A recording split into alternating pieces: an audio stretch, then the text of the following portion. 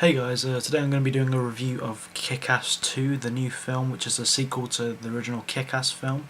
This is directed by Jeff Wadlow, a different director than the first one, and this film suffers because of it. Kick-Ass 2, a 2013 sequel to the original Kick-Ass film. I was a massive fan of the original Kick-Ass film. I own it both on Blu-ray and DVD, and I've got the graphic novel as well. You can watch my review of and comparison of both of those, and I really did like the first one. I liked the characters, I liked the acting, and I liked the action and how it was kind of fresh and new.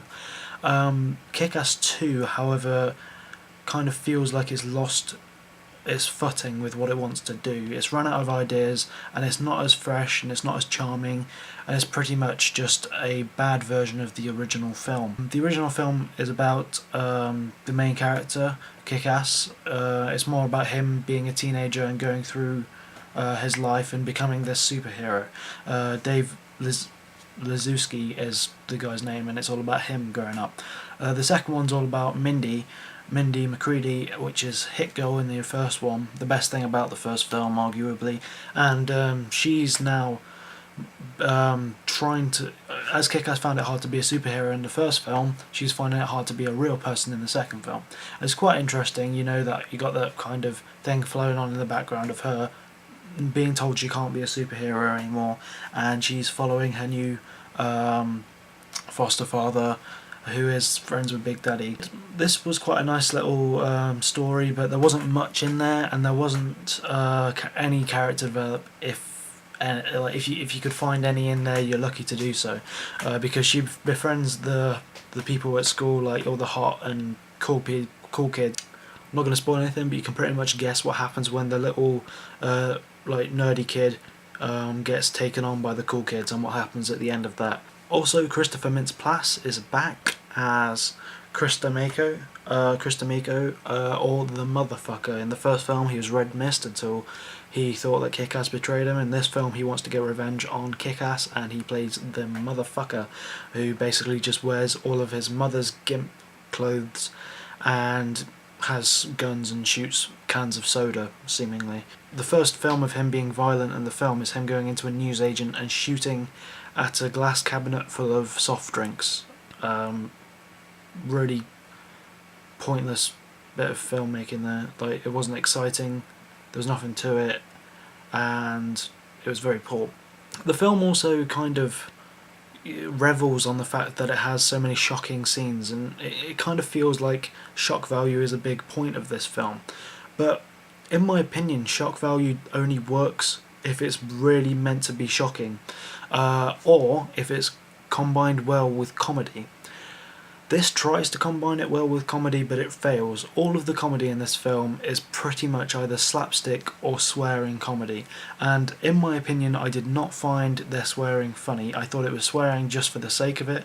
They didn't do anything clever with it, and the slapstick was very, very annoying and wasn't new or creative at all. There's literally a scene where a girl vomits and shits diarrhea simultaneously at school, and it just looks atrocious. It's completely and utterly fake, and you just see brown sludge coming out of her dress and white stuff coming out of her mouth. It's just not right.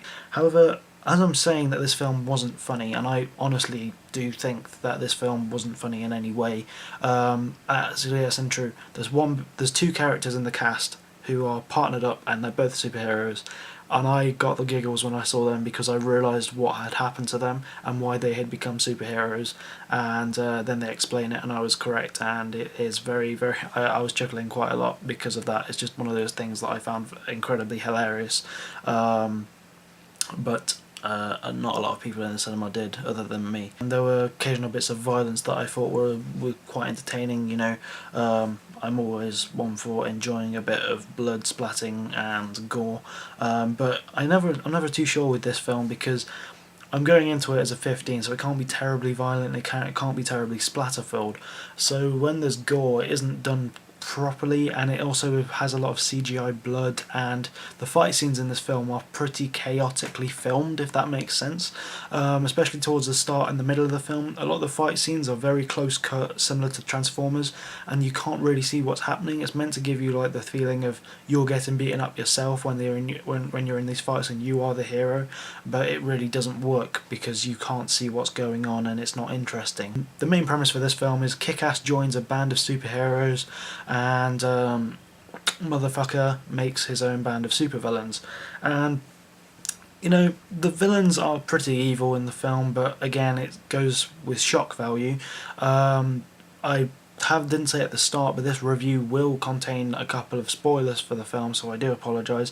I'm not going to do a spoiler section because honestly I don't think this film is worth saving for the people who haven't already seen it. If you wanted to see it, you've already seen it, and even if I tell you, it won't really change anything about the film. It won't make it better, it won't make it worse. It'll make it, it's a bit shit. Yeah, the acts of evil that the motherfuckers band do are pretty horrific. There's a bombing at a funeral, there's other stuff like that, and his main plan isn't really shown at all to anyone within the whole film. One little line of dialogue that says they want to riot and blow up the city. When you look at them, there's about 40 supervillains, and they could start riots, yes, but if they are the only ones rioting, they won't do much damage and the police could easily take them out. So I wasn't really sure what the massive problem was there. You've also got the good guys trying to take on the bad guys, but of course the good guys decide not to be heroes, or choose not to be heroes, and they all get arrested by the cops. Sorry, there's a fly. Which is inevitable. You know, the cops are after vigilantes, good or bad, and they still arrest the good ones. That's kind of in there just as a little gist for people to get. And there's a constant mention throughout the film, and I don't know if I noticed it in the first film, and if I didn't, it's because it's probably more subtly placed within the first film, or that I was loving the first film so much, with a fresh, new, charming approach to this kind of film. In this film, there's a constant reminder that this is meant to be set in reality, and that comic books and movies do exist within this reality. There's constant mention to comics and films and TV shows, and it really takes me out of the whole situation of the entire thing. I know it's similar to the first one, but it's not the same. The references he makes aren't the best references he could be making, and the film kind of lacks, and the dialogue doesn't really work because of that.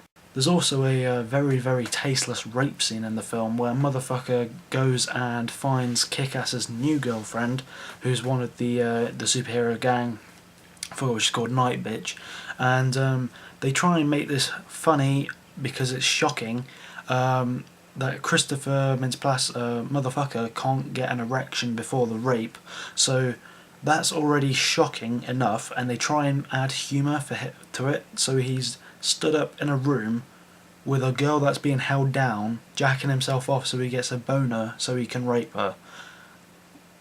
That is not good cinema in any way, shape or form. That does not belong within the Kick-Ass universe. And I will say the Kick-Ass universe, it is so sure that it wants to be set in reality that it fails completely to do so.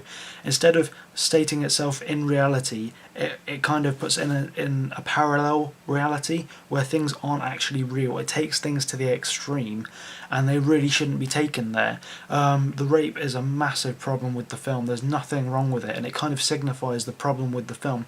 It seems like they didn't really have much going for the film at all. I haven't read Kick-Ass 2, and I haven't read the Hit Girl graphic novel. Yeah, I really didn't like the film. I thought it was incredibly tasteless. The violence was fun as always, but the action was quite good, but the story was terrible. The spewing of sick and the diarrhea shit and the rape, and the CG in this film is almost impossibly, it's just so bad. There's a scene which is in the trailer, which when I watched the trailer I could tell it was CG'd and hoped it would be better in the film, and it really wasn't.